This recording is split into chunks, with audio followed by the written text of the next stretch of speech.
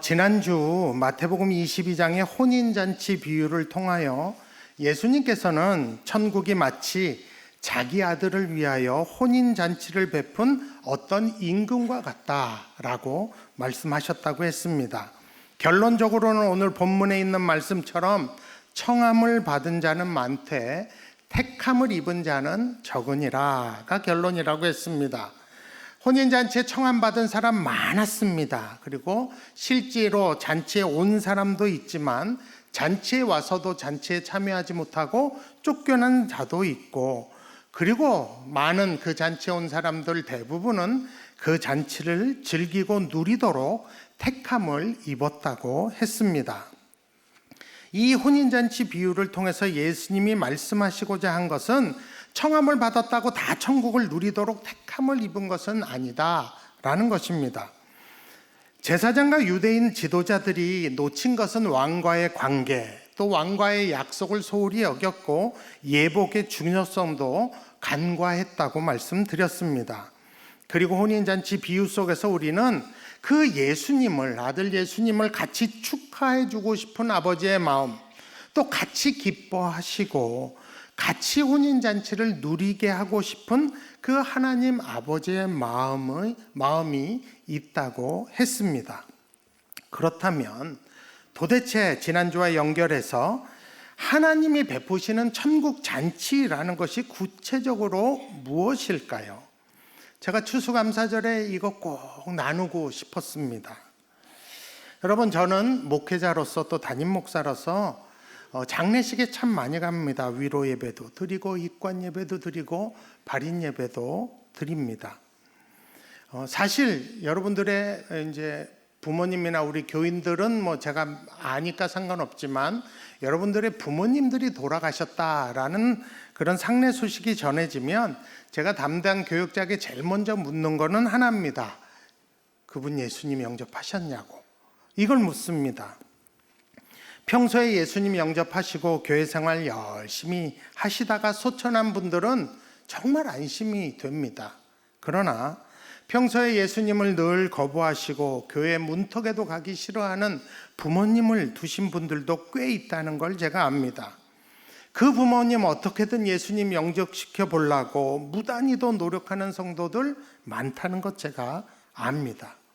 그러다가 어떤 분들은 임종 직전에 마음의 문을 여시고 자신이 죄인이며 예수님이 내 죄를 대속하신 분이신 것을 드디어 믿고 눈을 감는 분들도 계십니다. 정말 그 소식을 들으면 저는 안도의 한숨을 쉽니다. 다행이다. 여러분, 그렇게 마지막 순간에 예수님을 그렇게 영접하신 분이 천국 가셨을까요? 확실합니다. 가셨습니다. 저는 100% 확신합니다. 그러나 가끔 제 안에 미묘한 감정이 들 때가 있습니다. 대단히 제가 죄송한 말씀이지만 오늘은 제가 설교를 통해서 제 마음을 좀 솔직히 여러분들께 표현하려고 애썼습니다. 어느 분에게는 결례가 될 수 있지만 좀 양해하시고 들어주셨으면 감사하겠습니다. 어떤 분들은 진짜 평생에 자기 하고 싶은 거 다 하시고 진짜 당신 멋대로 사시다가 마지막에 그렇게 구원을 받은 분들이 계십니다.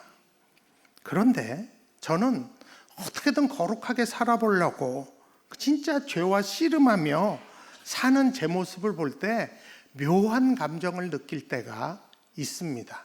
난 뭔가 아주 어리석은 생각이지만 제 마음 안에도 부럽다 하는 생각이 들 때가 있습니다. 그때 제가 이렇게 느껴요. 역시 너의 신앙 영웅은 예수님 우편에 있는 그 강도가 네 신앙의 영웅이구나 하는 생각을 느낍니다. 부끄럽지만 여러분, 목사인 저도 지 멋대로 살고 싶은 그런 유치한 생각을 할 때가 있습니다.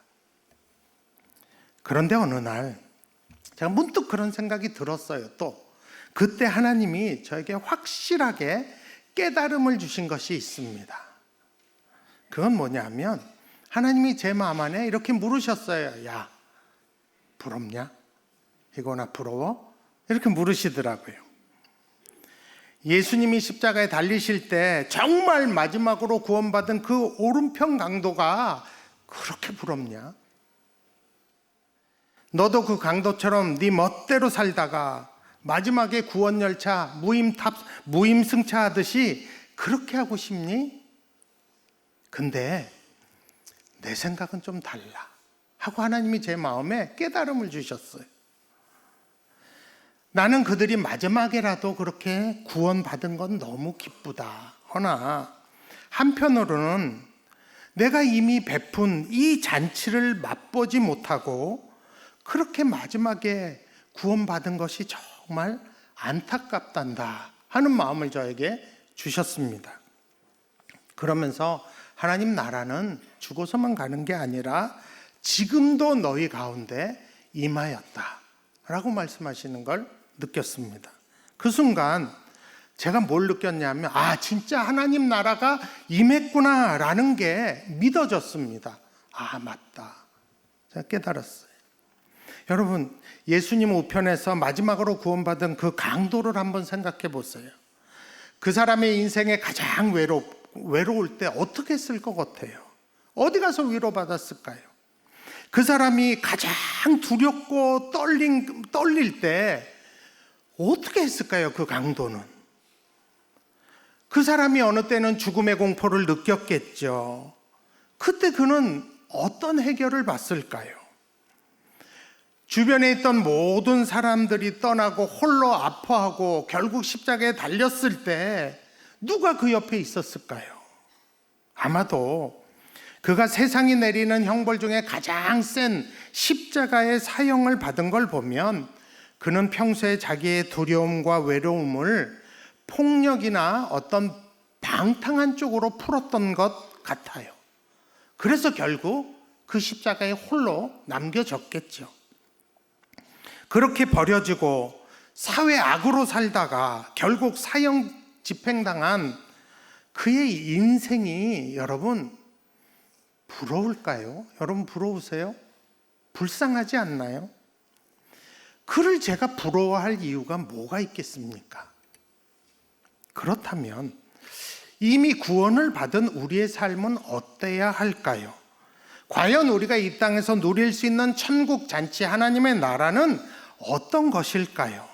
여러분, 제가 이 설교 해야 되겠다라고 제가 최종 원고는 주로 토요일 새벽부터 쓰는데 하나님이 저한테 이 설교를 해야 되겠다고 원고를 쓰는데 하나님이 제 마음 안에 네가 이미 누렸고 앞으로도 누릴 하나님 나라가 어떤 것인지 내가 지금부터 얘기할게 하는 마음을 들었어요. 그래갖고 여러분 어저께 설교 준비 무지 일찍 끝났어요. 그런 날 흔치 않은데 이렇게 막 쭉 하나님이 계속 생각나게 해주셔서 막 적었습니다. 그래서 어저께 참 모처럼 평안한 토요일 오후를 제가 보냈답니다.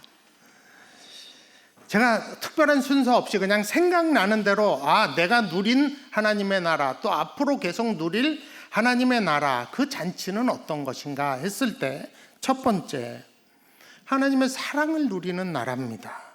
요한일서 4장의 사랑은 여기 있으니 우리가 하나님을 사랑한 것이 아니요 하나님이 우리를 사랑하사 우리 죄를 속하기 위하여 화목제물로 그 아들을 보내셨음이라 하시고 10절에 말씀하시고 16절에 결론이 하나님은 그러므로 사랑이시라 라고 합니다. 여러분, 저는요 조금 소심해서 제가 누군가에게 실수하거나 결례를 행하면 참 며칠을 괴로워합니다. 수치스러워하고 이것밖에 안 되나 막 괴로워합니다. 그 사람 얼굴도 못 보고 막 그래요. 근데 제가 가만히 보니까 우리 하나님께 그렇게 실수하고 결례를 범한 적이 정말 많더라고요. 안 보이신다는 이유로 그랬던 적이 많더라고요. 정말 제 마음은 주님께 잘해드리고 싶고 끝까지 충성하고 싶은데 저의 연약함과 범죄함으로 쓰러질 때가 저도 있습니다. 그럴 때마다 제가 알아요. 주님이 즉결 심판하지 않으세요. 오래 참으세요. 그리고 제가 어떻게든 다시 시작하도록 은혜를 주셔서 오늘 제가 있는 겁니다. 그렇다면 저는 사랑이신 그 나라를 이미 누린 사람입니다. 그리고 지금도 누리고 있는 자입니다. 두 번째, 하나님의 통치를 누리는 나라가 하나님 나라입니다. 여러분, 인생을 살다 보면 정말 내가 어떻게 할 수도 없고 어떻게 해야 되는지도 모를 때가 있습니다. 여러분 다 있으시잖아요. 그때 우리는 주님이 다스리시도록 기도할 수 있는 특권이 있습니다. 왜냐하면 만민을 다스리는 권세를 하나님이 아들에게 주셨기 때문입니다. 요한복음 17장 2절에 아버지께서 아들에게 주신 모든 사람에게 영생을 주게 하시려고 만민을 다스리는 권세를 아들에게 주셨음이로소이다 합니다. 그러고 보니까 제가 어찌할 수도 없고 어찌할 바도 모를 때 하나님, 이거 주님이 좀 해결해 주세요 기도했더라고요. 하나님이 이 상황을 다스려 주세요 라고 이미 저는 그 나라를 누렸고 누리고 있더라고요. 세 번째, 하나님의 나라는 소원을 아뢰을 수 있는 나라입니다. 여러분, 우리가 살면서 바라는 것이나 소원이 있으면 어떤 분들은 정화수 떠나다 놓고 연락이 빌거나 아니면 사찰에 가든 사당에 가든 절에 가든 갑니다. 그런데 여러분, 성경은 분명히 우상에 대해서 이렇게 얘기합니다. 시편 115편 4절에서 7절을 보면 그들의 우상들은 은과 금이요 사람의 손으로 만든 것이라 입이 있어도 말하지 못하며 눈이 있어도 보지 못하며 귀가 있어도 듣지 못하며 코가 있어도 냄새 맡지 못하며 손이 있어도 만지지 못하며 발이 있어도 걷지 못하며 목구멍이 있어도 작은 소리조차 내지 못하느니라. 우상이 어떻게 말하고 듣겠어요? 그런데 우리 하나님 어떤 분이래요? 시편 94편 9절에 귀를 지으시니가 듣지 아니하시랴 눈을 지으시니가 보지 아니하시랴 하면서 다윗은 시편 139편 1, 2절에서 여호와여 주께서 나를 살펴보셨으므로 나를 아시나이다. 주께서 나의 앉고 일어서심을 아시고 멀리서도 나의 생각을 밝히 아신다고 합니다. 그래서 우리는 우리 입술의 말과 마음의 소원을 주님께 기도할 수 있습니다. 그래서 시편 21편 2절에 보면 그의 마음의 소원을 들어주셨으며 그의 입술의 요구를 거절하지 아니하셨다고 고백합니다. 더 놀라운 건 우리가 구한다고 그대로 다 주시는 거 아니고 놀랍게 하나님이 다 판단하셔서 놀라운 하나님의 때에 놀라운 방법으로 응답하신다는 사실입니다. 아까 우리 장로님도 기도하셨듯이 응답을 우리에게 주셔요. 그러므로 우리가 정말 예수 이름으로 기도한다면 우리는 하나님의 나라를 누리고 있는 겁니다. 세 번째, 하나님의 나라는 위로가 있는 나라입니다. 여러분, 세상 누가 상처받지 않은 사람이 누가 있겠어요? 고난이 없는 사람이 누가 있겠어요? 그때 주의 말씀이 위로가 되는 것, 이게 잔치를 누리는 겁니다. 제가 시편 119편 50절을 읽으면서 이 말씀은 나의 고난 중의 위로라. 주의 말씀이 나를 살리셨기 때문이니이다. 여러분, 이 말씀이 그냥 성경에 박힌 활자가 아니라 내 체험이라면 여러분 천국을 누리신 겁니다. 말씀이 나를 살린다는 체험이 있다면 그 말씀 구절 하나가 정말 나에게 소망을 주고 나에게 위로가 되는 체험이 있다면 여러분은 이미 잔치에 참여하신 분들입니다. 성경에서 우리 성령 하나님의 별명이 뭐예요? 보혜사입니다. 보혜사. 보혜사는 위로자라는 뜻입니다. 그러니까 성령께서 말씀 중에, 찬송 중에, 기도 중에, 예배 중에 우리를 위로하십니다. 그렇게 보혜사 성령님의 임재와 위로를 누리는 것이 바로 하나님의 나라를 누리는 겁니다. 저는 누렸습니다. 지금도 누리고 있더라고요.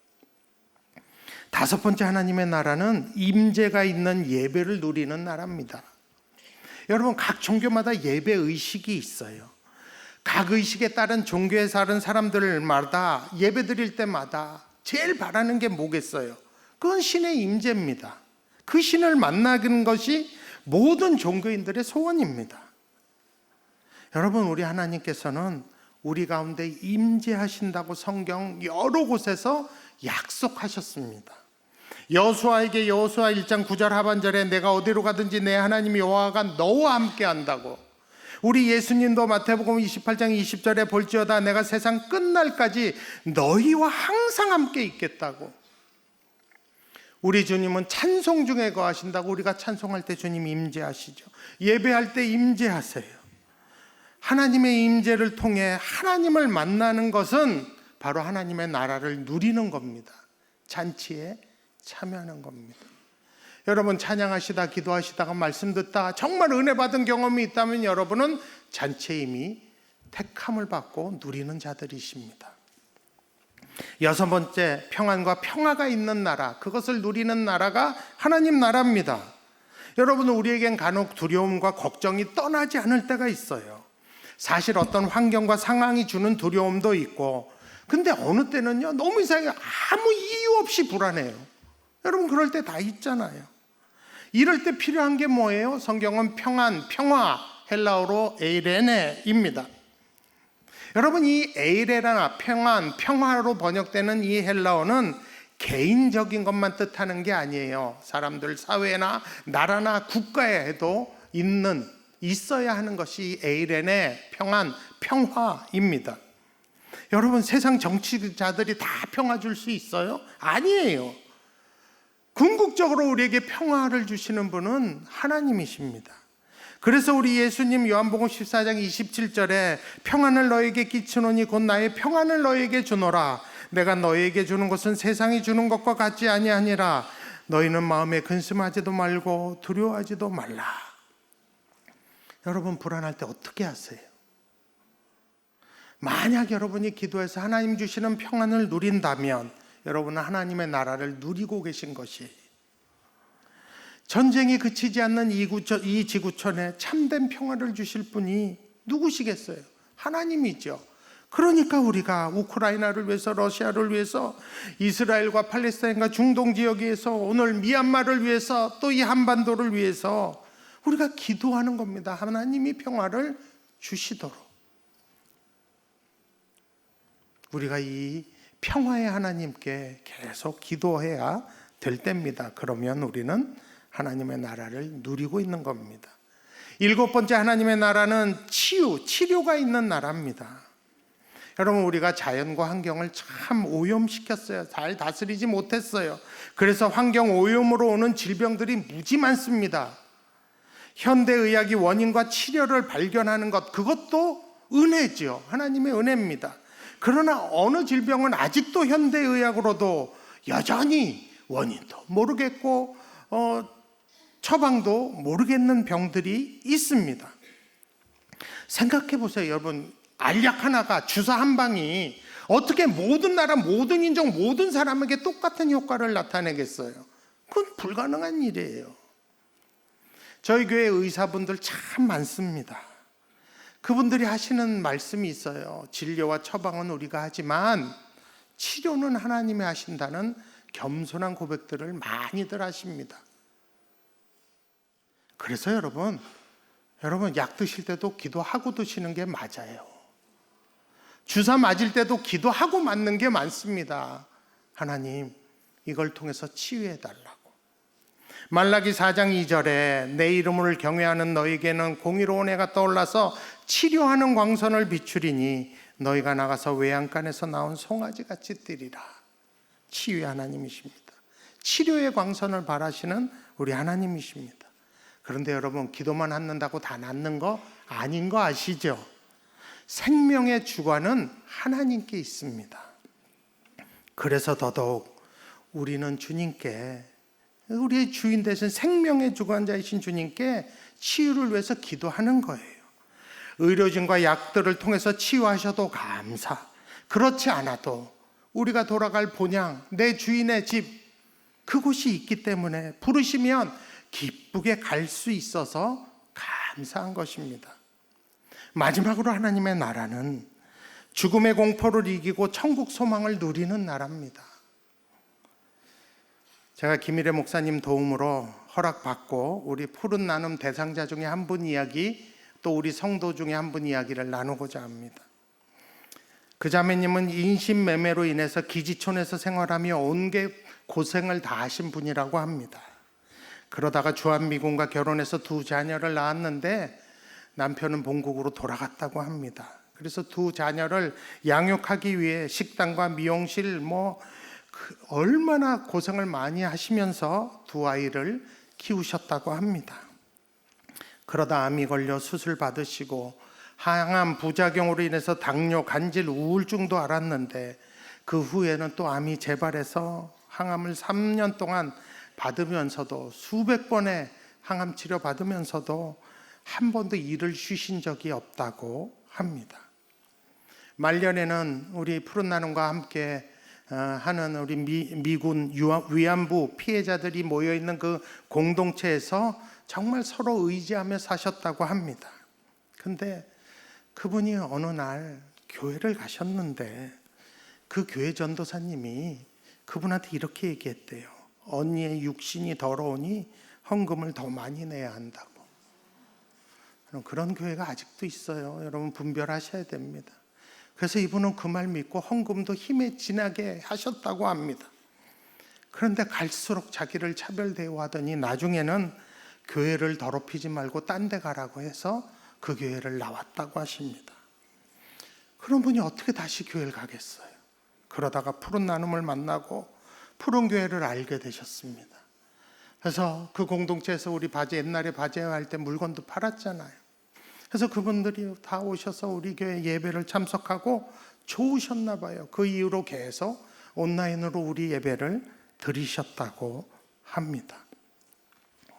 그분에게 아이돌은 김일애래요. 진짜 이명웅보다 더한 아이돌이래요. 그래서 우리 푸른 나눔 간사들이 거기 가면 김일애 목사 옆에 안 간대요. 뭐냐, 그 누님들이 너무 좋아하니까. 그 일애 목사 손 붙잡고 내 장례 치러달라고 그러신대요.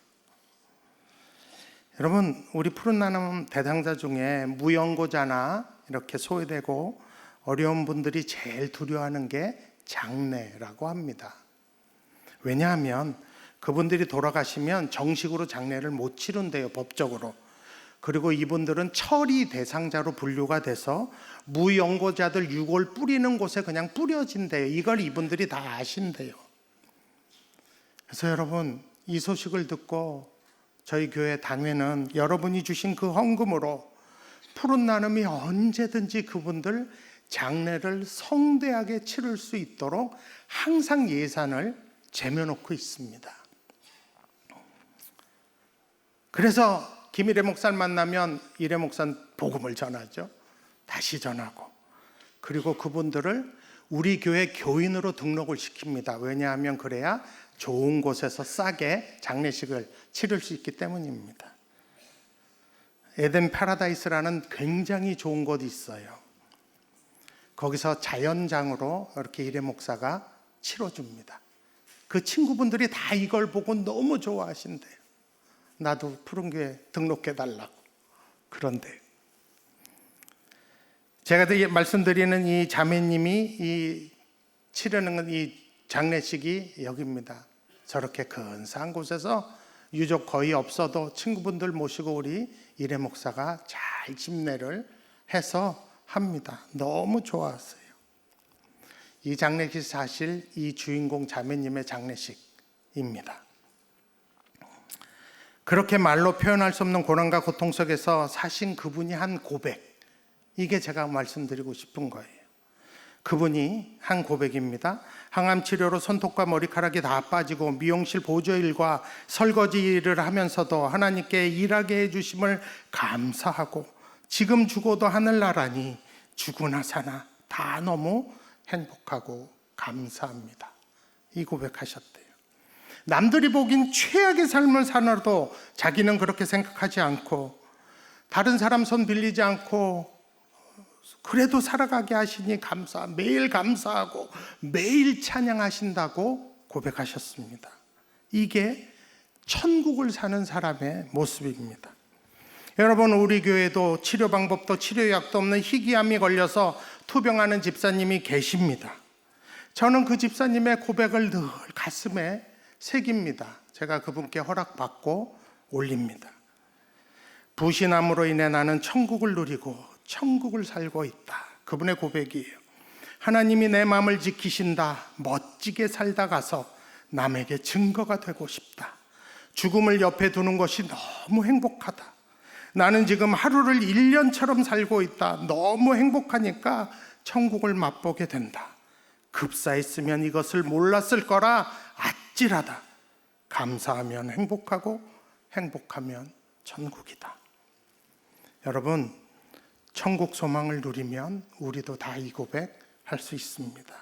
날마다 이 여성도님처럼 우리 집사님처럼 그 잔치를 누리고 잔치에 참여하는 저와 여러분이 되기를 원합니다.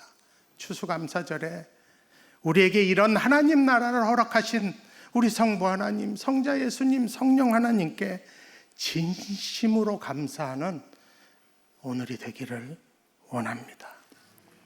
기도하시겠습니다. 하나님 우리에게 복음을 주셨고 우리는 그 복음을 믿어 구원받았습니다. 우리 아버지 하나님은 우리가 구원받는 데서 그치지 않고 천국 잔치를 누리길 원하십니다. 이 위험하고 불안하고 불의한 세상을 살면서 우리는 하나님 나라를 맛보고 살게 해 주옵소서. 하나님의 통치와 하나님의 사랑, 하나님의 임재를 예배 때마다 맛보고 누리게 해주시고 하나님이 주시는 평안과 위로도 필요할 때마다 체험하게 하시고 죽음의 공포를 이기고 두려움을 이겨 늘 천국을 소망하며 사는 그 복을 주옵소서. 하나님 나라를 살아 믿음에 완주하는 그 복 허락하여 주옵소서. 예수님 이름으로 기도합니다.